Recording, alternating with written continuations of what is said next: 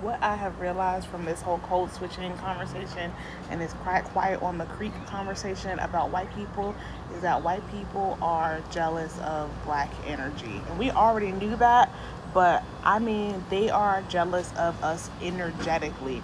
And I got this because I'm in Tennessee right now, which is full of these folks. And whenever a couple of us folks, see each other, we always wave, we always head nod, we always say. And I was getting a tour by one of these concierge people, and I was, me and a fellow friend were waving at each other, gave each other the very good to see you.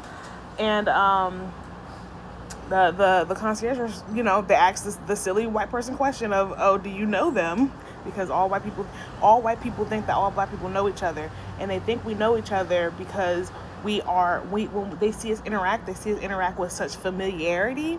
And it made me realize that black people, we do know each other energetically. We are because if you're new here, I talk about you have a physical body and you have an energy body, or your soul body, or your spirit body. But it is the non-dense physical form of you. It is your higher self, your spirit. That is a physical thing. It is very dispersed energy.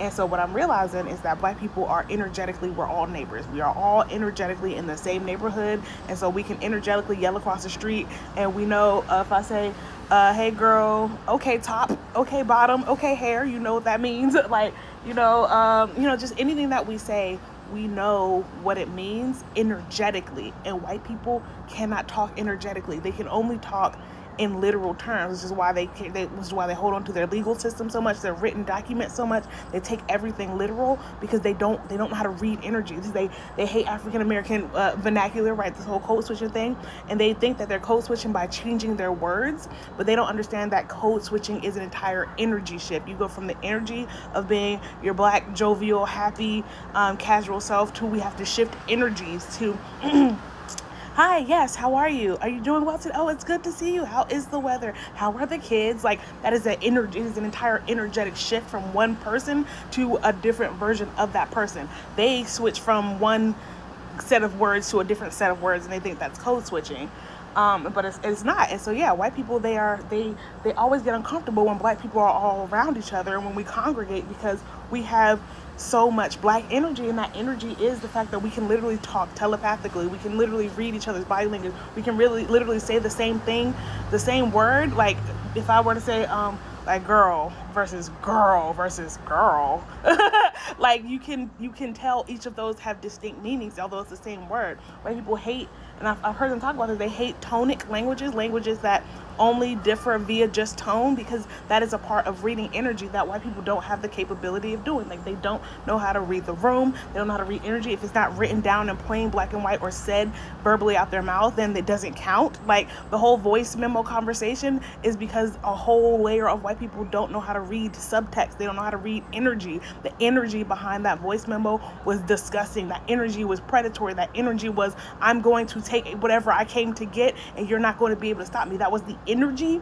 But so many these people, they can't read energy, and that's why they hate black people. That's why they always feel like black people know each other, because they can feel like they can I don't know, they can sense that we have this other layer of humanity that they don't have, which is it goes into the white narcissism. Is why they feel like they need to ensure that we are on the bottom, ensure that we know our place, ensure that they need all this external reassurance, because they have no internal authority, and that comes from them being energetically empty, energetically untrained. They don't know energy, and they see black energy and they fear it because they don't have it, and they know that it's powerful. Black people, if we all learned how to tap into our energy and do what we're supposed to do, we could take over the world. But that's another conversation for another day. That's it. I'm gonna do a long form content video on this on my the red and white play app. You can't say which, but so you come over there in a couple of weeks and I'll have something deeper on this. But I've been thinking about this for a while, and I was just like, yeah, nah, they're jealous of black energy. And someone gonna say I've gone too far with this one, but that's why I feel like they hate the sun / they're allergic to the sun. The sun is the biggest ball of energy, like literally on Earth. That it gets all energy comes from the sun, and they are allergic to the sun. And so I feel like that is another representation of them not knowing how to read or use or absorb or be compatible with energy, period. They're always trying to control energy when energy can't be created or destroyed, but they're always trying to create energies that they can control so that they can like navigate the energetic world through the physical world, even though the energetic world is energy and it's not physical. Anyways, I've gone too far. Think about it.